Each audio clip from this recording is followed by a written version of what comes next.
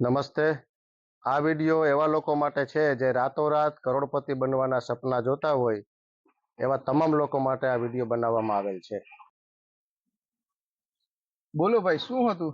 મારે ફિલ્મ જગતમાં કામ કરવું છે. શું નામ તમારું? દેવ. કેમ ફિલ્મ જગતમાં કામ કરવાનો કેમ વિચાર આવ્યો તમને? મારે જલ્દી રૂપિયાવાળું બની જવું છે. જો મિત્ર, જલ્દી રૂપિયા વાળું તો ફિલ્મ ઇન્ડસ્ટ્રીઝમાંથી નહીં બનાય, પણ એક તમને આ કાર્ડ આપું, આમને જઈને મળજો, તમારું કામ થઈ જાય. Okay boss. ભલે.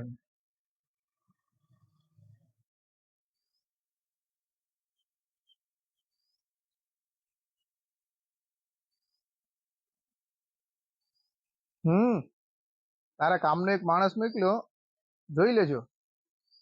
હા. નિલેશભાઈ તમે? હા હા, હું નિલેશભાઈ.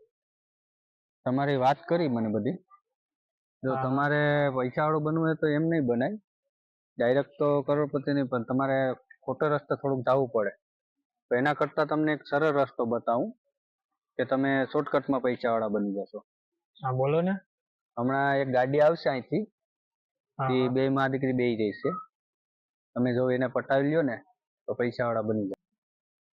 પણ હું તો આ શહેરમાં અજનબી છું. હા તો હું તમને મદદ કરું ને.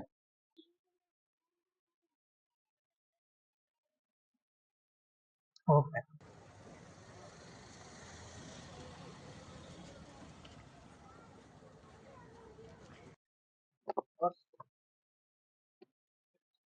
વાંધો ને, અવાજ આવે તો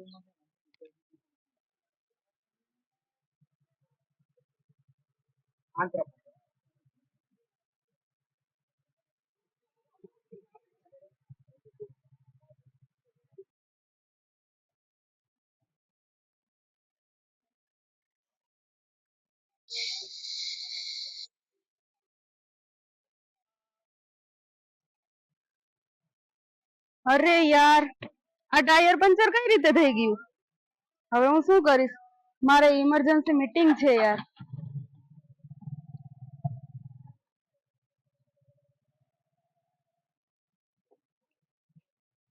એક્સક્યુઝ મી, પ્લીઝ મને આગળ સુધી લઈ જશો? મારી ઇમરજન્સી છે થોડી. આ બેસી જાઓ. પર્સ રાખો.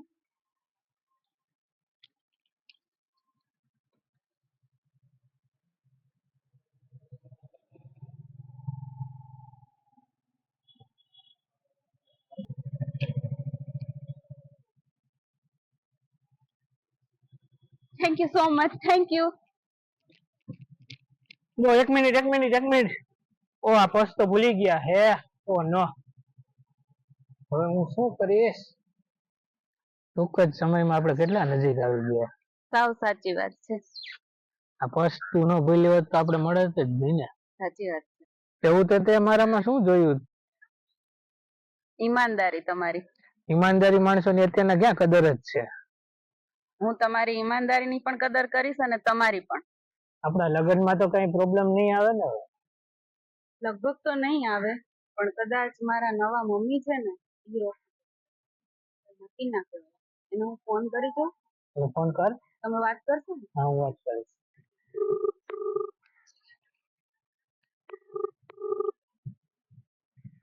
હેલો. હા મમ્મી, એક વાત કહેવા માંગુ છું તમને. મમ્મી, હું એક છોકરાને 1 મહિનાથી ઓળખું છું. તે બહુ સારો છે. એનું નામ દેવ છે. મારે તેની સાથે મેરેજ કરવા છે. હું તેને કોલ આપું છું, તમે વાત કરી લો ને એની સાથે. આંટી જય શ્રી કૃષ્ણ. જય શ્રી કૃષ્ણ. હું તમારી દીકરીને બહુ જ પ્રેમ કરું છું ને હું એની સાથે લગ્ન કરવા માંગુ છું. હું તારા જેવા બધાને ઓળખું છું. તું છે ને મારી દીકરીથી દૂર રહેજે. મારી દીકરી ડાઈ છે અને એનો સ્વભાવ શાંત છે, તો તું શું આવા બધા પૈસાદાર છોકરીઓને જ ફસાવે છો? ના આંટી, એવું નથી. હું એના જીવની જેમ સાચવીશ. તો શું છે આ બધું? હું તારા જેવા છોકરાઓને બધાને ઓળખું છું, બરાબર? મારી દીકરીને ફસાવા તો નહીં, મારી દીકરીની આજુબાજુ દેખાતો પણ નહીં. એટલે હું બોયસ વાળાને કહી દઈશ ને, બોયસમાં કેસ કરી દઈશ. લાગે છે તારા મમ્મી માનશે નહીં લગ્ન કરવા માટે. હું તને શું કહું છું, એક કામ કર, તું છે ને મારા મમ્મીને મારી નાખ. એ શું વાત કરે છે તું? કરવું જ પડશે દેવ, હું તારા વગર નહીં રહી શકું.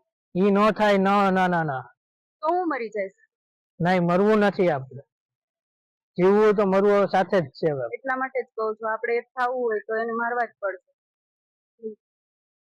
તને એમ લાગતું હશે ને કે હું આવું શા માટે બોલું છું? હું એટલા માટે કહું છું કે અમારી સાવકી માં છે, સગી માં નથી. અને એની પૈસા માટે મારા બાપને પણ મારી નાખ્યો છે. ઓહો, એટલા માટે તું એને મારી નાખ.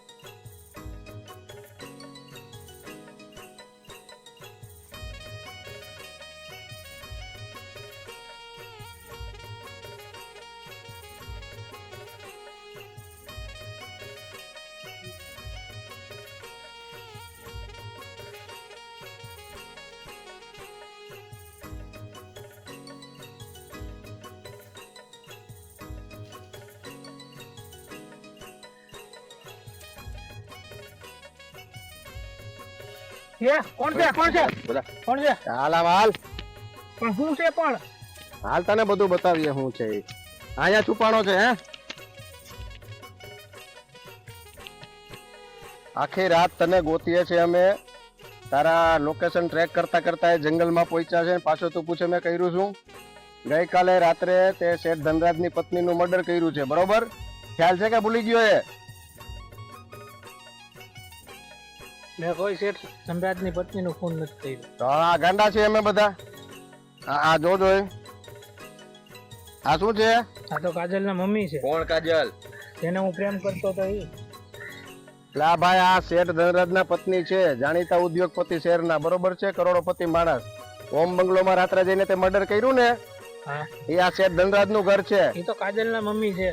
તે કોણ કાજલભાઈ? પાછી પોલીસ ને કાજલ જેને હું પ્રેમ કરતો હતો એ કાજલ. હા, તો ક્યાં છે, ક્યાં રહી છે, ખબર છે કઈ? નહીં, નંબર છે એના? નહીં